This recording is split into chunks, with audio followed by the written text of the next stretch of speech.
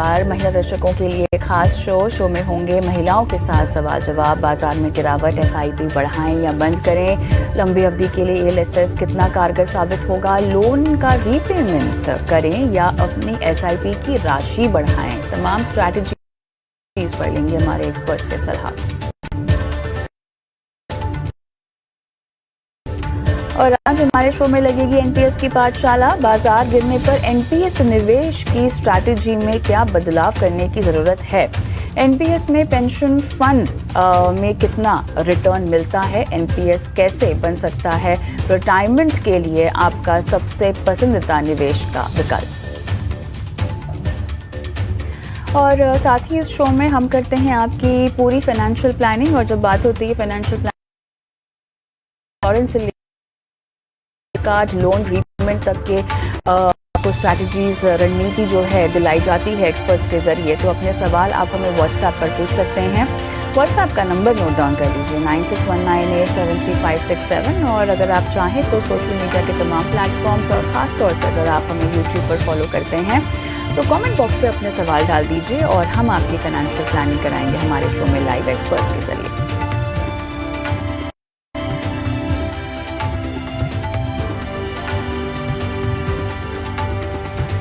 और राइट, चलिए तो आज विमेंस वेडनेसडे हमारी बेहद खास पेशकश और मेरे साथ हमारे खास मेहमान जो कि हर बुधवार को आते हैं, हर्षवर्धन रुंगटा, सीएफपी रुंगटा सिक्योरिटीज से। हर्ष, आपका बहुत बहुत है। और चलिए, नैना झा हमारी दर्शक भी हमारे साथ फोन लाइन पर जुड़ गई हैं। हर्ष, उनसे बातचीत कर लेते हैं। नैना जी नमस्कार, कैसी हैं आप? बस मैम मैं ठीक हूँ, बोलिए। कहाँ से बोल रही हैं आप?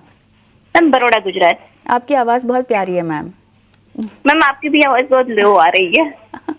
हाँ, मैं थोड़ा सा खराब है तो बोल रही हूँ। अच्छा ठीक है, आपके लिए थोड़ा जोर से बोलने की पूरी कोशिश करूंगी। मैं नहीं चाहती कि आप किसी भी तरह से निराश हो और आप कोई भी सवाल मेरा मिस कर जाएं। तो नैना जी, आपका ये पोर्टफोलियो आपने खुद बनाया है मैम? हाँ बोलिए मैडम। आवाज आ रही है मैडम मेरी? बिल्कुल आ रही है। आपके पीछे कोई शायद बात कर रहा है, पर मैं आपसे ये पूछ रही हूँ कि 15 साल में आपको जमा करने हैं 1 करोड़, ठीक है, में दिया है और आपने कुछ फंड्स भी यहाँ पर हमें भेजे हैं जिसमें आप निवेश कर रही हैं और 9,000 की आप एसआईपी कर रही हैं। जनवरी से आपने जो है ये शुभ कार्य शुरू किया है इन्वेस्टमेंट का, तो बहुत बहुत बधाई नैना जी इसके लिए। तो और एक्सेस का मल्टी कैप आपके पास है, निपॉन का small cap, HDFC multi cap, DSP aggressive, Nippon India focus equity, Baroda BNP Paribas small cap और एचडीएफसी स्मॉल कैप में आपने लमसम 45,000 रुपए जो है वो डाल रखे हैं। मैम ये बताइएगा, ये आपने एसआईपी की अमाउंट क्या बढ़ानी है, क्या बढ़ा पाएंगी? मैम मैं एवरी ईयर 10% या 15% जो भी होगा मैं कर सकती हूँ। ठीक है। क्या करती हैं आप नैना जी? मैम मैं कैशियर की जॉब पर हूँ, 2 व्हीलर जॉब। अच्छा, तो आपने खुद ये पोर्टफोलियो बनाया है या आपके कोई फाइनेंशियल प्लानर है? मेरे एक फाइनेंशियल एडवाइजर है, वो मुझे बताते हैं कि इसमें इन्वेस्ट करो आपको मुनाफा मिलेगा। Very nice. किसने बताया आपको कि फाइनेंशियल प्लानर की जरूरत होती है? बिकॉज बहुत कम महिलाएं, मैं सवाल इसीलिए पूछ रही हूँ क्योंकि बहुत कम महिलाएं होती हैं जिनको पता होता है कि एक एडवाइजर के पास जाना चाहिए। आप क्या शायद कामकाजी महिलाएं हैं तो इसीलिए आपका एक्सपोजर थोड़ा सा ज्यादा होगा उस लिहाज से। बट कब से आपने सलाह लेना शुरू की है और जो फंड्स आपको वो बताते हैं, आप क्या उनकी रणनीति पर भरोसा कर पाती हैं? आपको आता है यकीन कि ये मुझे सही बता रहे हैं? हाँ बराबर है। जो ये निपॉन की मैंने जो 2 की है ना, वो लगभग 2018 से मेरी। हाँ ओके। और बाकी सब मैंने अभी स्टार्ट किए हैं। चलिए, तो सवाल काफी क्लियर हो चुका है। हर्ष आपके पास मैं आऊंगी, बताइए कैसे आप गाइड करना चाहते हैं इनको। तो देखिए, आपके पोर्टफोलियो में ना थोड़ा कंसोलिडेशन करने का स्कोप है। किस पॉइंट ऑफ व्यू से बता रहा हूं मैं? आप महीने का 9,000 रुपए इन्वेस्ट कर रही हैं और आपके पास आज की तारीख में 5 एसआईपी की स्कीम्स हैं और 2 लमसम की स्कीम है। सो नैना जी, आप है ना एसआईपी और लमसम दोनों एक ही स्कीम में भी कर सकते हैं। तो गोइंग फर्दर आप अपना 9,000 रुपए इस तरह से इन्वेस्ट करिए। मैंने आपके एग्जिस्टिंग पोर्टफोलियो में से ही स्कीम्स निकाली है, तो आपको कोई नई स्कीम फिर से अपने पोर्टफोलियो में जोड़ने की जरूरत नहीं, बस उसे में फेरबदल करने होंगे।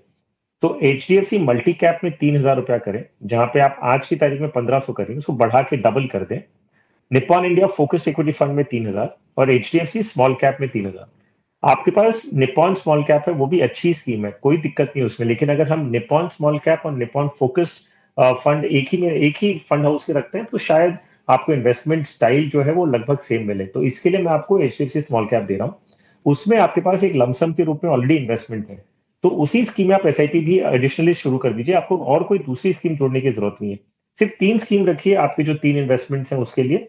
और बाकी की जो स्कीम्स हैं उसमें से अगर आप चाहें तो निकल जाइए और इन 3 स्कीम्स में कंसोलिडेट कर लीजिए, विच मीन्स कि आप बाकी में से रिडीम करेंगी और जो जितना रिडेम्पशन प्रोसीड्स होगा उसको इक्वली डिवाइड करके ये जो 3 स्कीम कंटिन्यू करने के लिए मैं कह रहा हूं उसमें ही वापस री इन्वेस्ट कर दें। तो आपके पास आगे जाते हुए 3 स्कीम ही रहेगी। तो एक मल्टी कैप हो गया, एक फोकस स्ट्रेटेजी हो गई और एक स्मॉल कैप हो गया। हालांकि किस तरह से आपको एलोकेशन करना चाहिए, शायद आपको लार्ज कैप ऐड करना है या मिड कैप करना है, ये आप ऑलरेडी कह रहे हैं कि आप किसी से कंसल्ट कर रहे हैं, तो कम से कम वो एलोकेशन एक बार देख लीजिएगा। विद इन योर पोर्टफोलियो ये बदलाव मैंने आपको बता दिए। जो आपका लक्ष्य है कि 15 साल बाद 1 करोड़ रुपए इकट्ठा करना, देखिए अगर मैं अनुमान लगाऊं कि हम आगे जाते हुए 12% से अगर आपको रिटर्न मिलता है, तो आपका पोर्टफोलियो 15 साल बाद करीबन 50 लाख रुपए हो जाएगा। तो आपको चाहिए 1 करोड़। आपने अच्छी बात कही है कि आप 10 से 15% आप हर साल एसआईपी बढ़ाएंगी अपनी। तो मुझे उम्मीद है कि आप हो सके कि 15 साल में पूरा 1 करोड़ ना बना पाए, लेकिन आप अपने लक्ष्य के बहुत पास में आने की आपका पूरी लग रहा है कि आप वहां तक पहुंच जाएंगे, क्योंकि आप एसआईपी बढ़ाने की कर रही हैं। अगर और अग्रेसिवली कभी बढ़ा सके तो वो भी ध्यान में रखिएगा। जितना लक्ष्य के पास आ जाए उतना बेटर। नहीं तो आप अगर मान लीजिए कभी आपको एक्स्ट्रा बोनस वगैरह या परफॉर्मेंस बोनस आता है, वो भी आप लमसम के रूप में इन्वेस्ट कर सकते हैं। तो लक्ष्य ये होगा जितना 1 करोड़ के पास आ जाए उतना बेटर आपके लिए। चलिए, एक और चीज़ जो आपने अभी इनको फंड्स रोक दिए हैं क्योंकि आपने इनको कुछ सजेस्ट किया है बदलाव इनके पोर्टफोलियो में, हर्ष, तो जिन फंड्स में ये निवेशित हैं ऑलरेडी उनमें अभी पैसा निकालें, क्योंकि बाजार की चाल हम जानते हैं किस तरह से है। तो अभी रुक जाएं, थोड़ा निवेश रोक लें। देखिए कविता, क्या होता है ना कि अगर हम ये मार्केट में आज निकलने के लिए कह रहे हैं, तो आज मान लीजिए मार्केट का लेवल ये है, just example point of view से बता रहा हूं कि मार्केट का लेवल ये है। आप आज ही पैसे निकाल के दूसरी स्कीम में साइमल्टेनियसली डाल रहे हैं, तो मार्केट का लेवल आपको इतना फर्क नहीं पड़ेगा। मान लीजिए मार्केट गिरा हुआ है, आपने गिरे हुए मार्केट में रिडीम किया है, तो गिरे हुए मार्केट में आप फिर से री इन्वेस्ट कर रही है, तो इतना फर्क नहीं पड़ेगा। सो मैं नहीं सुझाव दूंगा कि जब आप कंसोलिडेशन का प्रोसेस शुरू किए हैं या रिव्यू कर रहे हैं अपने पोर्टफोलियो को, फिर आप मार्केट टाइमिंग करने की कोशिश करें। आप सेम लेवल में आप रिडीम और इन्वेस्ट कर देंगे लमसम के रूप में, तो आपका री इन्वेस्ट हो रहा है, तो आपको मार्केट का जो फ्लक्चुएशन इतना ज्यादा फर्क नहीं पड़ेगा। ऑलराइट, नैना जी, आप मेरे साथ क्या फोन लाइन पर हैं? हाँ, तो आपने हर्ष की सलाह सुन ली, कुछ पूछना है आपको हर्ष से? अच्छा मैम, ये तो मैंने सुन लिया, लेकिन इसमें मुझे ये बदलाव करना ही पड़ेगा ना? हाँ, बदलाव कर लीजिए। आपको बदलाव के लिए सलाह दे दी गई है। अगर छूट गई होगी आपसे तो गुजारिश है कि हमारा जो शो यूट्यूब चैनल पर जाता है हमारे, वहाँ पर आप देख सकते हैं, तो वहाँ पे आप सलाह भी नोट डाउन कर सकती हैं। ऑल द बेस्ट नैना जी। मेरे साथ फोन लाइन पर अब डॉक्टर निधि नागर भी जुड़ गई हैं। Nidhi, hi, good evening. Hi, how are you? I am okay, how are you doing? I am also fine, thank you. Thank you so much for sending us your question. Nidhi, Nidhi कहाँ से बोल रहे हो आप? मैं चंडीगढ़ से बोल रही हूँ। अच्छा, आप डॉक्टर हैं? किस की डॉक्टर हैं आप? Right now I am into management. Actually I am AVP with a chain of hospitals. अच्छा अच्छा। तो अब तो मेरा, पहले मैं एक डेंटल सर्जन भी थी, लेकिन अब मैं वो नहीं हूँ। अब तो मैं सिर्फ हॉस्पिटल मैनेजमेंट में ही हूँ। अच्छा, चलिए कोई बात नहीं। यहाँ पर लाइफ बहुत मौके देगी आपको और भी नए नए एक्सपेरिमेंट्स करने के लिए, and to add more feather in your caps. Okay, so आपका पोर्टफोलियो देखा बहुत बेहतरीन है और बहुत बड़ा भी है। ये जो आप SIP कर रही हैं, ये किस तरह से आपने प्लान की है, क्या सोच के प्लान की है, जरा कुछ बताइएगा। फंड्स के नाम मेरे पास हैं, वो हम जानते हैं।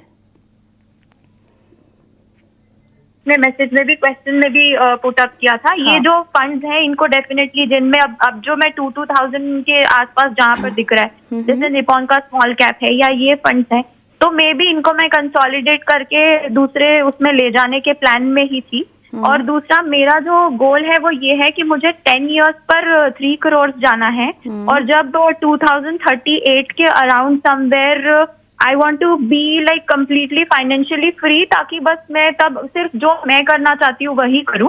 और 10 इयर्स का गोल मेरा इसलिए है क्योंकि मैं उसके बाद वहां से मैं अपना startup definitely full fledged continue करना चाहती हूँ। जो मैं अभी सिर्फ प्लान में रखा हुआ है, तब से मैं फिर उसे पूरे तरीके से कंटिन्यू करना चाहती हूँ। इसलिए मैं तब तक 3 करोड़ तक अपना कॉर्पस बिल्ड करना चाहती हूँ, ताकि मेरी डॉटर की एजुकेशन और उसका पूरी तरीके से जो वो करना चाहे उसमें भी मैं उसे सपोर्ट कर सकूँ। ऑलराइट, स्टार्टअप किस पर होगा?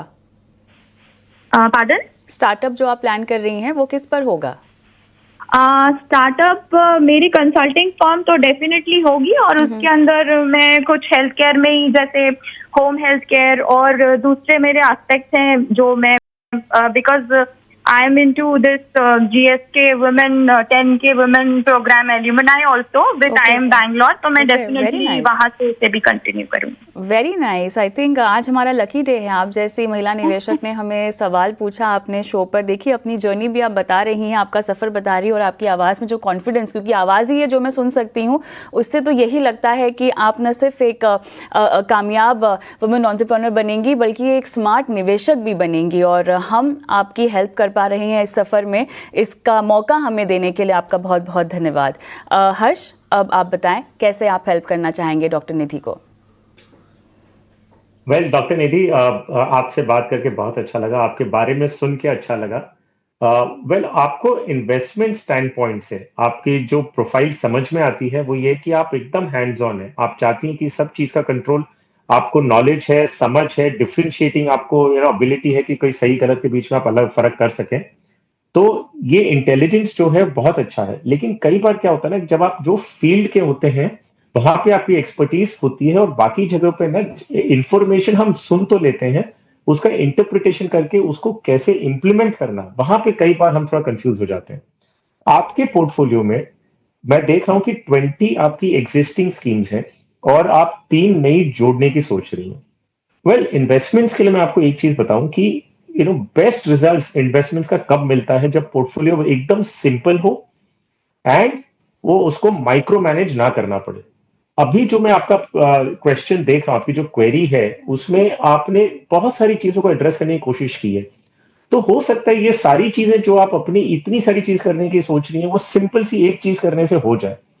तो मेरी सलाह आपके लिए रहेगी कि आप एक प्रोफेशनल अपने आप से हैं, आप समझते हैं एक अच्छी एडवाइस की वैल्यू। मान लीजिए आप डेंटल सर्जन भी रह चुकी हैं, आप कह रहे हैं, तो मान लीजिए आपके पास कोई पेशेंट आता है और वो बोलता है कि मैंने गूगल सर्च करके कोई ट्रीटमेंट ले रहा हूं, या मैं कोई ये फलाना लाइन ऑफ ट्रीटमेंट फॉलो करना चाह रहा हूं क्योंकि मुझे गूगल पे वो मिला है। आपका रिएक्शन कैसे होगा? तो वही चीज आज मुझे ऐसे लग रही है जब मैं आपका पोर्टफोलियो देख रहा हूं। आपके पोर्टफोलियो में 20 स्कीम्स हैं। आपने खुद कहा कि एक स्कीम में आपने 2000 रुपया कर रहे हैं जो आप कंसोलिडेट करने को सोच रहे हैं, और जो आपके लक्ष्य हैं, आपके मल्टीपल मूविंग पार्ट्स हैं। आप 10 साल बाद एक कॉर्पस इकट्ठा करना चाह रही हैं, फिर रिटायरमेंट पे आपको एक एक्स अमाउंट चाहिए। आपने एक सवाल में कहीं, आपके क्वेश्चन में एक जगह ये भी लिखा था कि आप मंथली एसटीपी या वीकली एसटीपी कंसिडर कर रही हैं बैलेंस एडवांटेज फंड में आने के लिए या उससे निकलने के लिए, वो मुझे पता नहीं है, लेकिन आपने मेंशन उसका भी किया है। तो मैं आपको बहुत स्ट्रांगली सजेस्ट करूंगा कि आपकी प्रोफाइल के हिसाब से आप एक रजिस्टर्ड इन्वेस्टमेंट एडवाइजर को अप्रोच करें, उनके साथ सारी चीजें लेके बैठे, उनको बताइए कि क्या डिटेल्स हैं। उसमें आपको एक ब्रॉडर पोर्टफोलियो कंस्ट्रक्शन का कॉन्सेप्ट बताया जाएगा, आपको स्पेसिफिक स्कीम सिलेक्शन भी बताया जाएगा। अभी की मैं अगर देखूं तो जितना भी आप इन्वेस्टमेंट कर रही हैं, 6 से 7 स्कीम अगर आपके पोर्टफोलियो में होती, आपका काम पूरा हो जाता। इसके सामने आपके पास आज की तारीख में 20 स्कीम्स हैं और 3 आप जोड़ने की और सोच रही हैं। उसकी बिल्कुल जरूरत नहीं है। दूसरा, लॉन्ग टर्म के होराइजन अगर आप ले रहे हैं, 10 साल ले रहे हैं या 2038 तक ले रहे हैं, जो आपका लक्ष्य है, वहां तक अगर आप इन्वेस्ट कर रही हैं, तो वीकली एसटीपी या एसआईपी या मंथली एसटीपी या एसआईपी का जो डिफरेंशियल रिटर्न है वो इतना ज्यादा नहीं रहेगा। तो वीकली ये सब ना करें, सिंपल मंथली की जो भी फ्रीक्वेंसी है वो मंथ में एक बार होती है, काफी होती है। उससे ज्यादा आपको वीकली, क्वार्टरली, फोर्टनाइटली ये सब करने की कोई जरूरत नहीं है। तीसरी चीज, लमसम एंड एसआईपी दोनों इन्वेस्टमेंट आप एक ही स्कीम में कर सकती। मान लीजिए जो स्कीम में आपका एसआईपी चल रहा है, कभी बीच में आपको एक लमसम पैसा आता है, तो आप वो लमसम भी उसी स्कीम में ऐड कर सकती हो। कोई कमिटमेंट नहीं हो जाता कि उसके बाद आपको हर टाइम वो अमाउंट इन्वेस्ट करना है। तो ये जो छोटी छोटी फर्क हैं, ये सारी चीज को आप समझिए, अपने पोर्टफोलियो को सिंप्लीफाई करिए। कल जाके आपका स्टार्टअप अगर शुरू हो जाता है, ये पोर्टफोलियो आपसे खुद से मैनेज करना बहुत मुश्किल होगा, क्योंकि इतनी सारे मूविंग पार्ट्स को आप मैनेज करें। अपना काम पे आप ध्यान देंगे कि अपने पोर्टफोलियो को माइक्रो मैनेज करेंगे। तो पोर्टफोलियो को सिंपल रखिए और इसमें किसी की मदद लीजिए जो एक प्रोफेशनल इस फील्ड का होगा। यकीन मानिए, जो थोड़ा बहुत कॉस्ट अगर आप उनको देती हैं, उसके सामने जो आपको बेनिफिट मिलेंगे वो मल्टीप्लाइंग इफेक्ट होंगे। आप खुद एक प्रोफेशनल से उम्मीद कर रहा हूं कि आप जो मैं कहने की कोशिश कर रहा हूं समझ पाएंगी। गूगल वगैरह से पोर्टफोलियो का एक समझ आना ठीक है, लेकिन आप अपना पूरा ट्रीटमेंट उससे नहीं करवा सकती। और राइट, मेरे ख्याल से काफ़ी विस्तार से तमाम जानकारियाँ दे दी हैं डॉक्टर निधि को। डॉक्टर निधि, कुछ पूछना चाहती हैं आप हर्ष से? वन वॉज कि मैंने पहले इनिशियली जैसे ये निपॉन के फंड्स में इन्वेस्ट किया था, जैसे स्मॉल कैप और दिस मिड कैप। ओके, तो मेरे पास में ऑलरेडी जिस तरीके से ये एक HDFC का भी मोतीलाल ओसवाल का भी है और HDFC का भी है अपॉर्चुनिटीज। तो मुझे अगर मैं निपॉन वाले से एग्जिट करना चाहती हूँ तो मैं ये दोनों फंड से एग्जिट करके और मल्टी कैप में करना चाह रही थी उसको। Number one was this. दूसरा, मेरा जो लमसम के लिए मैं सिलेक्ट कर रही थी वो पराग पारिक का फ्लेक्सी कैप और एक और 2 बैलेंस एडवांटेज फंड्स में इसलिए कर रही थी क्योंकि वो मतलब उनमें कैपिटल ऐसी प्रोटेक्टेड टाइप ही रहता है, तो इसलिए मैं उसके अंदर करना चाह रही थी। तो क्या ये सही नहीं है, मुझे इन्हीं फंड्स में करना चाहिए? ओके, हर्ष? जी हाँ, सो डॉक्टर निधि, आपका जो SIP है वो मेरे हिसाब से कुछ 17 स्कीम्स आपके पास हैं, जितनी यहाँ पे दिख रही हैं। आपका अप्रोच सही है कि आप एक मिड कैप से और 2 मिड कैप से निकल के एक मल्टी कैप या लार्ज कैप या फ्लेक्सी कैप में जाए, वो प्रोसेस ठीक है। आपका एलोकेशंस आपको ध्यान देने हैं, क्योंकि जैसे मैं कह रहा हूं कि आपके पास स्मॉल कैप मेरे ख्याल से 3 तो मुझे दिख रहे हैं, मिड कैप 2-3 दिख रहे हैं। मैं आपको अगर कोई भी सलाह अभी दूंगा, it will be half fetched. Quite honestly, जितना फैलावा आपका पोर्टफोलियो आज की तारीख में है और जितनी आप इंटरेस्ट लेती हैं अपने इन्वेस्टमेंट्स को लेके, अगर आप किसी से फेस टू फेस मिलकर डिटेल मीटिंग करेंगी तो आप अपने इनपुट्स भी दे सकती हैं और सामने वाले को आप समझ सकती हैं कि वो कहने की क्या कोशिश कर रहे हैं। एक्चुअली डिस्कशन 2 वे रहेगा।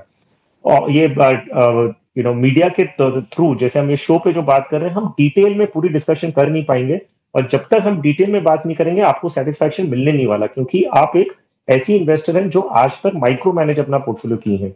तो इसके लिए मैं टेलीविजन के माध्यम से आपको जो भी सलाह दूंगा वो हाफ बेक्ड होगी, आप सेटिस्फाइड नहीं रहने वाली हैं। उसके लिए मैं आपसे कह रहा हूं कि आप किसी से मिलिए, पर्सनली मिलिए उनसे। आपको हो सकता है 1-2 घंटे की मीटिंग लगेगी आपको समझने के लिए, और फिर आप अपना पोर्टफोलियो बनाएंगे ना, आप सही दे रहे हैं, आप सही आपका जो इंटेंट है वो बहुत अच्छा है। अगर सही डायरेक्शन मिल जाएगा ना, तो आपका पोर्टफोलियो एक्चुअली वो करके देगा जो आप चाह रही हैं। Right, doctor Nidhi, all the best. और अगर सलाह वापस सुनना चाहती हैं तो हमारा ये शो चैनल के YouTube पर अपलोड होता है, तो आप वहाँ भी ये शो देख सकती हैं। हर्ष, सुधीरा का सवाल लेते हैं। YouTube के ज़रिए सवाल भेजा है, बैंगलोर से सवाल इन्होंने लिखा हुआ है, और कुछ फंड्स हैं इनके पास, डिटेल्स आपके पास होगी। इन्वेस्टमेंट का टेन्योर ये बोल रही हैं 15 साल, और इन्फ्लेशन एडजस्टेड गोल इन्होंने अपने लिए फिक्स किया हुआ है 1 CR का। बताइए हर्ष। तो पहले तो कविता, अच्छी बात यह है कि जितना वो आज की तारीख में अक्यूमुलेटेड कॉर्पस उनके पास है, जो है 1,66,000 प्लस जो वो SIP कर रही है 19,000 रुपए की, तो गुड न्यूज ये है। बाकी सब व्यूअर्स को मैंने काफी निराश किया था जब ये कहा था कि उनके गोल्स पूरे नहीं होंगे। तो ये एक ऐसी अपनी व्यूअर है, कॉलर है, जिनको मैं कह सकता हूँ गर्व से कि इनका पोर्टफोलियो जो है वो 1 करोड़ तक का वो एक्सपेक्ट कर सकती है, अगर हम 12% की IRR CAGR एस्टिमेट करें तो ये एक अच्छी बात है। दूसरे, इनके पोर्टफोलियो में आज की तारीख में 8 स्कीम है टोटल में, जिसमें 7 में एक्टिव SIP चल रही है। इनके पास ऑप्शन है कि वो थोड़ा सा कंसोलिडेट कर ले, तो इनके एग्जिस्टिंग पोर्टफोलियो में से ही मैं स्कीम थोड़ी शॉर्टलिस्ट करके 5 स्कीम इन्हें बता रहा हूं, जिसमें आगे जाते हुए SIP कर सकती हैं। कोटक मल्टी कैप में 4,000, पराग पारिक फ्लेक्सी कैप में 4,000, निप्पॉन 500 मोमेंटम 50 में 4,000, मिराई मिड कैप फंड में 4,000। इनके पास मिराई का ELSS फंड है, तो मैं मिराई की स्कीम एज अ फोलियो मैंने सेम रखा है, as a fund house same रखा है, लेकिन I have change the scheme from an ELSS to a mid cap fund. And Nippon gold fund में 3,000। अब बाकी स्कीम्स में अगेन यही सलाह रहेगी कि उनमें से निकल जाएं और यही 5 स्कीम में कंसोलिडेट करते हुए यहां से आगे बढ़े। और इनका जो सवाल ELSS को लेके था, मैं समझ रहा हूं कि इन्हें ELSS की अगर जरूरत नहीं है, क्योंकि उन्होंने पूछा कि क्या मैं कंटिन्यू करूं, अगर आपको टैक्स बेनिफिट की जरूरत नहीं है, आप अगर न्यू टैक्स रिजीम में रिटर्न्स फाइल कर रहे हैं तो आपको ऐसे भी कोई एटीसी का बेनिफिट मिलता नहीं है। तो अगर आपको टैक्स बेनिफिट की जरूरत नहीं है तो आप मेराई की ईएलएसएस की जगह मेराई मिड कैप फंड जोड़ लें, तो आपके पोर्टफोलियो में मिड कैप फंड भी आ जाएगा और आपको मेराई जो एसेट मैनेजमेंट कंपनी उसकी फंड मैनेजमेंट टीम की एक्सपर्टीज भी मिलती रहेगी। बस ये बदलाव है, बाकी और कुछ बहुत ज्यादा बदलने की जरूरत नहीं। सिर्फ एक दो स्कीम बंद की हैं जिनके रिडीम करके आप जो कंटिन्यू करने के लिए हमने स्कीम बताई है उसमें अपने पैसे डाल के आगे से 5 स्कीम रखते हुए आगे बढ़े। राइट, चलिए, तो सुधीरा के लिए ये सलाह आती हुई एक छोटा सा ब्रेक लेते हैं। ब्रेक के उस पार और भी दर्शक हैं जिनके सवालों के जवाब देने हैं और उम्मीद करते हैं कि वो फ़ोन लाइन पर भी हमें मिल जाए तो उनसे बातचीत भी हो पाएगी। चलिए ब्रेक पर जाएं, उससे पहले व्हाट्सएप नंबर फ्लैश कर देते हैं और साथ ही यूट्यूब पर अगर आप अभी भी लाइव देख रही हैं तो अपने सवाल छोड़ दीजिए। मिलते हैं ब्रेक के बाद।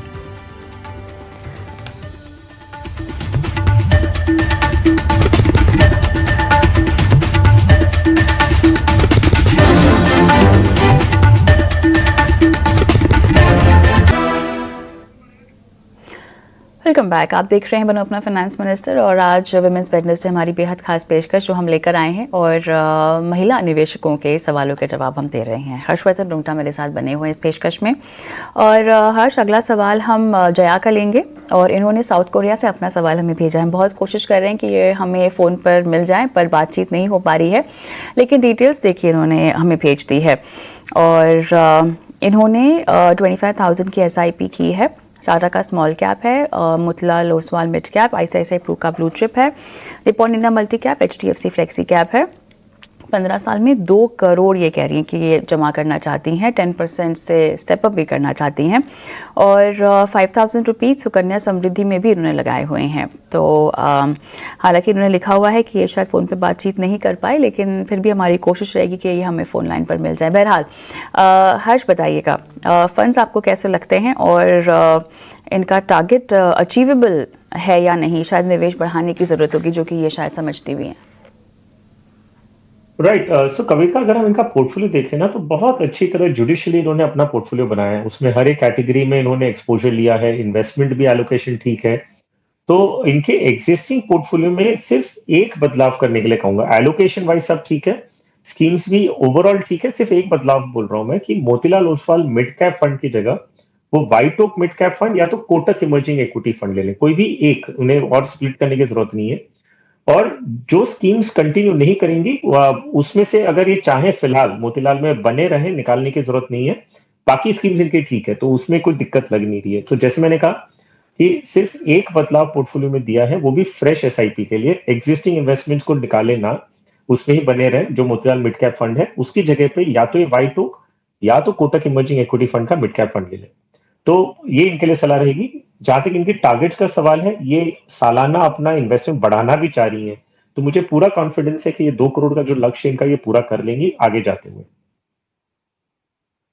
और राइट, चलिए, तो ये सलाह हम जया को दे रहे हैं और बस उम्मीद करते हैं कि ये जो एक आपको बदलाव बताया गया है उसमें आप वो अमल करें और बस बाकी आपकी तमाम स्कीम्स जो हैं वो सही हैं हर्ष के मुताबिक। हर्ष, आगे बढ़ते हैं और राखी का सवाल लेते हैं ईमेल के ज़रिए।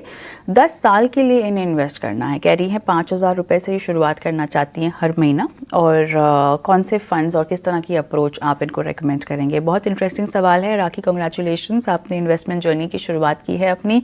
और हालांकि बातचीत हो पाती तो और अच्छा होता और जानकारी हम आपसे ले पाते, क्योंकि जो नए निवेशक होते हैं, हर्ष, अच्छी बात है उन्होंने पहला कदम तो रख लिया निवेश के लिए, लेकिन बहुत सारी प्लानिंग, बहुत सारा होमवर्क उन्हें खुद भी करना होता है।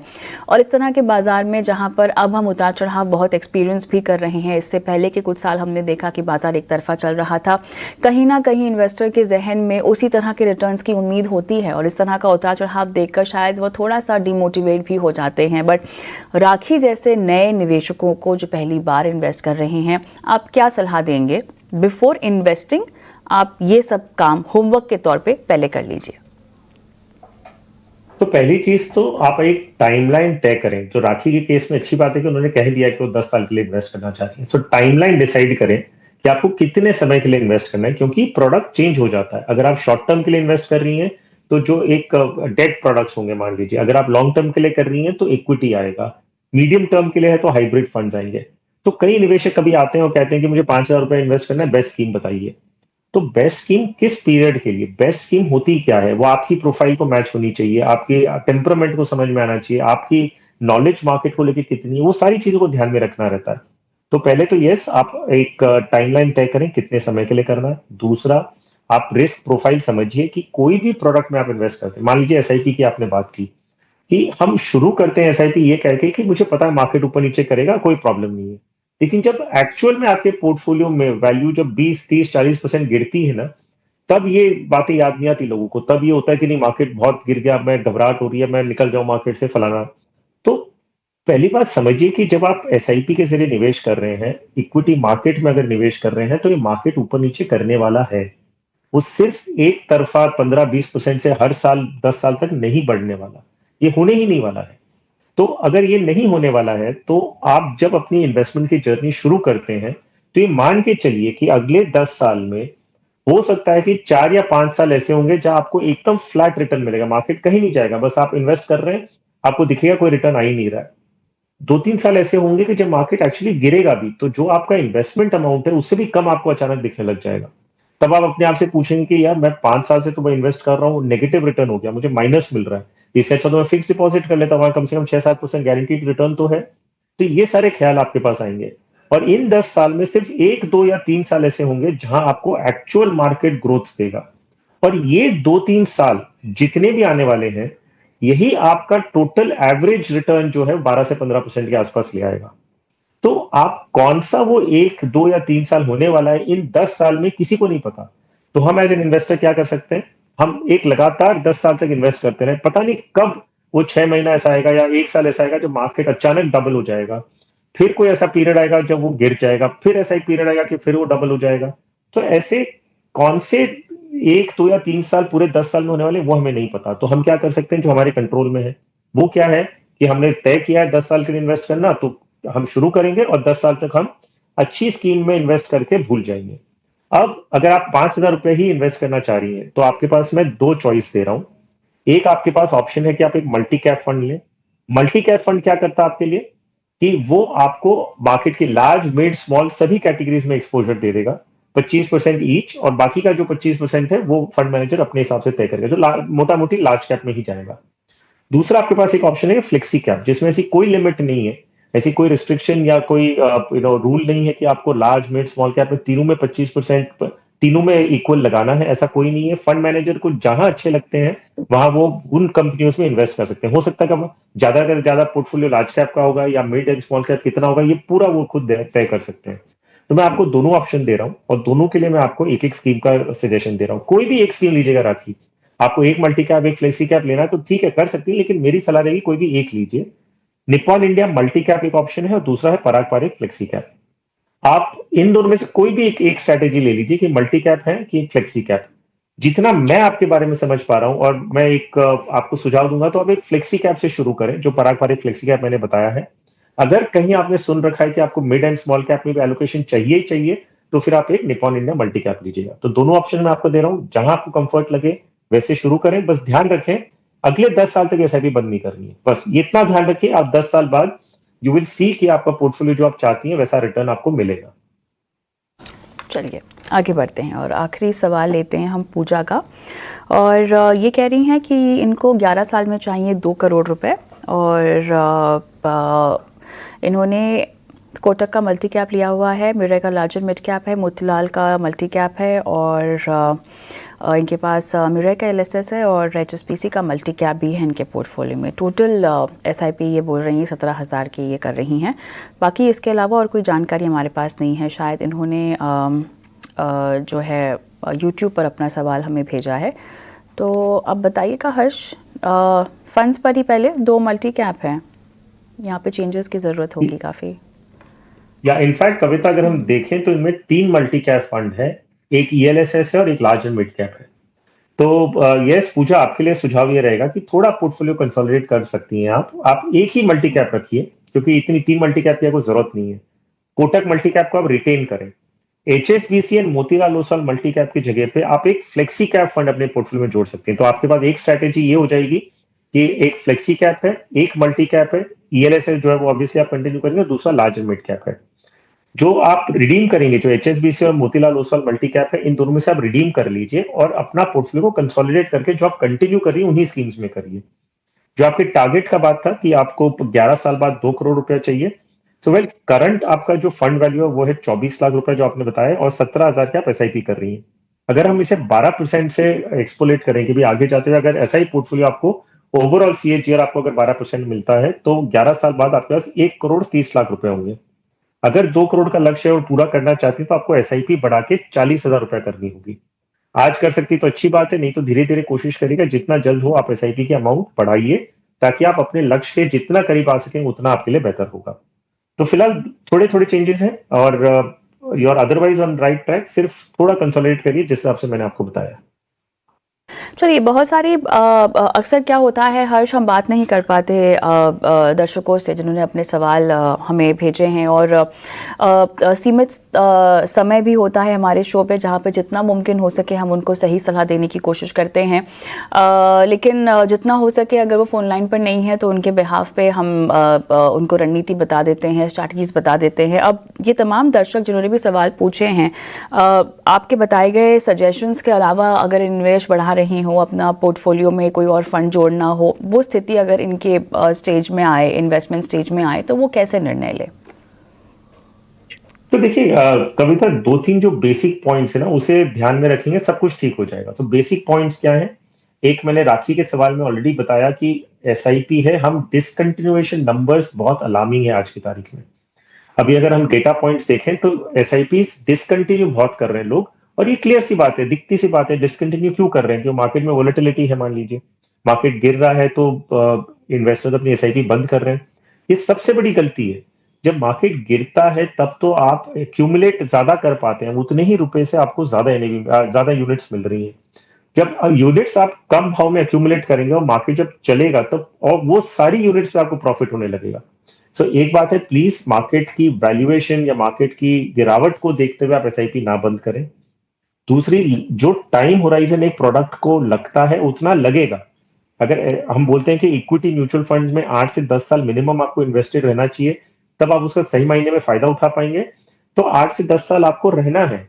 अगर डॉक्टर ने आपको 4 दिन की दवाई दी है और आप 1 दिन लेने के बाद बोलते हैं कि वह ठीक नहीं लग रहा है, तो वो काम नहीं करने वाला। उसको 4 दिन का कोर्स है, आपको पूरा 4 दिन का कोर्स कंप्लीट करना पड़ेगा। उसी तरह अगर आप SIP में आ रहे हैं, इक्विटी म्यूचुअल फंड्स में अगर इन्वेस्ट कर रहे हैं, अगर आप 8 से 10 साल नहीं रहेंगे तो आप सही मायने में उसका फायदा नहीं ले पाएंगे। फिर आप अगर 1 या 2 साल में बाहर निकल जाते हैं और आपका एक्सपीरियंस अच्छा नहीं होगा, वो इसके लिए नहीं है कि इक्विटी मार्केट में पैसे नहीं बनते, वो इसके लिए है क्योंकि आपने उसे सही तरीके से हैंडल नहीं किया। दूसरी चीज ध्यान रखिए कि कोई भी पोर्टफोलियो में 6 स्कीम 7 स्कीम बहुत होती है। कई लोगों को ऐसा लगता है कि मैं 25,000 रुपए इन्वेस्ट कर रहा हूं, उसके लिए मुझे कम से कम 10 स्कीम होनी जरूरत है। क्यों जरूरत है? आप 25,000 रुपए क्वाइट ऑनेस्टली एक स्कीम में भी लगा सकते हैं। आप जब कोई भी एक स्कीम में पैसे लगाते हैं, वो स्कीम 30 से 40 कंपनियों में इन्वेस्ट कर रही है, तो आपके पैसे ऐसे भी डिवाइड हो रहे हैं। लेकिन हम क्यों 4 या 5 स्कीम कहते हैं? मार्केट के अलग अलग सेगमेंट्स में आपको एक्सपोजर मिल जाता है। लार्ज कैप है, मिड कैप है, स्मॉल कैप है, आपको कॉन्ट्रा जो वैल्यू ओरिएंटेड अप्रोच है वो लेनी है आपको, या कोई थीमेटिक सेक्टर फंड्स में जाना है, प्रेशियस मेटल्स ऐड करने, गोल्ड अगर ऐड करना है, तो 5-6 स्कीम्स बन जाती हैं।